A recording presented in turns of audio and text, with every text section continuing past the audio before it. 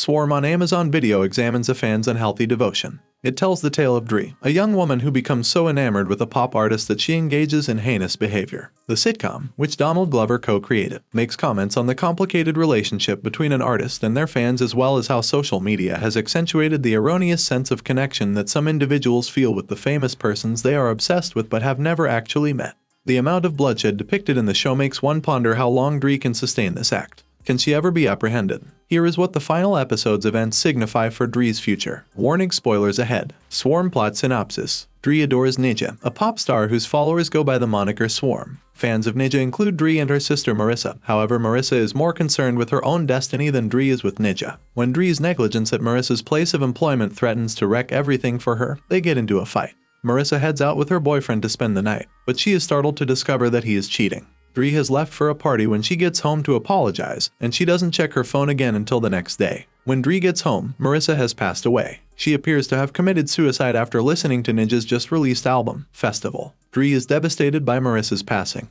and she is made much more upset when Marissa's family asks her to leave the burial. She goes to see Khalid, Marissa's lover, whom she holds accountable for killing her sister. Dree begins her string of killings that evening when she murders Khalid. Dree discovers a new purpose for herself in Houston as there is nothing else left for her to do. She finds and murders the person who had disparaged Marissa and Ninja. Along the way, she also commits further murders. After killing one person, she leaves the city and goes in search of the next Ninja hater, killing them as well. She also has it easier since, as a young black lady, she gets overlooked. Swarm ending is Dree caught. Dree travels the nation for 2 years, killing and disposing of victims. She doesn't remain in one place for very long, so the authorities are unable to link her to the killings. Because the case hasn't been solved yet, she isn't even a suspect. In this situation, Loretta Green is useful. She is employed to investigate Tiffany Long's murder in Nashville. The detective starts by looking through the victim's social media accounts. Tiffany posted a tweet criticizing Ninja, which she notices. She is brought back to another incident that took place in Arkansas. In her home, Dorothy Day was assassinated. Loretta was intrigued by the fact that the murderer didn't flee after killing Dorothy. They lingered to eat and even did a little cleaning. Loretta revisits the Arkansas case after noticing a similar murdering method, and she discovers that Dorothy also tweeted negative things about Ninja. When Loretta learns about Reggie Wilkins, the investigation moves forward more quickly. Although Dree didn't legally murder the man, she did leave behind 4 strippers who were charged with murder. One of them mentioned Dree, whose real name was Carmen. After looking for murders where the victim had been beaten to a pulp, Loretta discovered Khalid's death. When she looks into his case, she learns that he had a girlfriend named Marissa Jackson who passed only a week before Khalid was killed. The thought of this intrigues Loretta. She learns about Dree through Marissa's mother. Due to Dree's aggressive nature and troubled upbringing, Loretta is certain that she is the murderer. She is convinced Dree is the right choice because she is a die-hard Ninja fan. It does not, however, provide sufficient proof of her guilt. Because Loretta's superior isn't paying attention to her, she is unable to question Dree further. She is obliged to wait for Dree to make a mistake, which occurs a few weeks later. The arrest of Tony, who entered the stage during a Ninja performance, is reported to Loretta. As she sees the photo, it is clear that Tony is Dree. Dree is detained in Atlanta, the detective learns. Her only option is to speak with the serial killer and see if she can find any evidence to support her guilt, as she still lacks evidence against Dree. In the hopes that Dree won't release her on bond in the interim, she travels to Atlanta. Does this imply that Loretta and Dree are now on the same page? Dree never got in trouble, not even for a traffic ticket, which was one of the factors that allowed her to get away with murder. Her killings were never clean, therefore DNA was always found at the scene of the murder. She was never detained, thus it's safe to conclude that she was never included in the system. But now, she's been taken into custody. Moreover, Loretta is after her and would like to obtain Dr. E's DNA to compare it to those of the samples found at the crime scenes. This practically guarantees that Dree will face consequences for all the victims she has slain.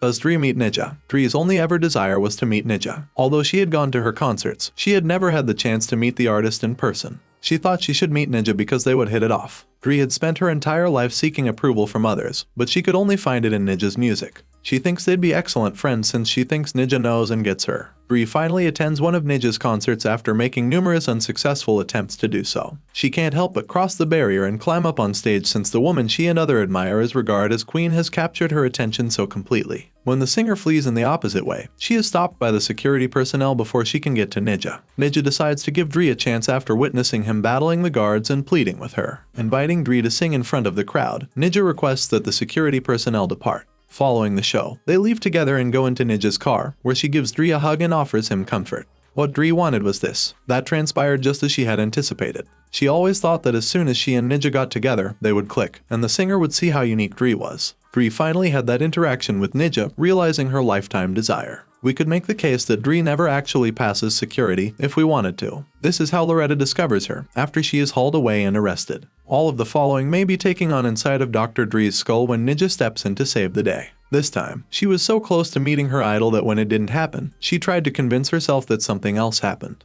Dree has a reputation for being a skilled liar. She made up an elaborate tale about how she met Ninja's mother, who later introduced her to the pop singer in a prior scenario. Dree can lie to herself if she can lie to others. So, we might conclude that the show's concluding scene was a fabrication. The show never makes any mention of the hallucination, despite the fact that it is a generally reliable theory. We might therefore assume that everything actually did occur. In the end, Dree gave Ninja a bear hug in her car. Even while it may have been rewarding for her, this experience helped her to lower her defenses. She was happier now that her one and only dream had come true. Even if this is fantastic for her, the police still come after her. Ninja acts kindly towards Dree before letting the law take its course and making the arrest. Thanks for watching. If you liked this video, make sure to like and subscribe for more.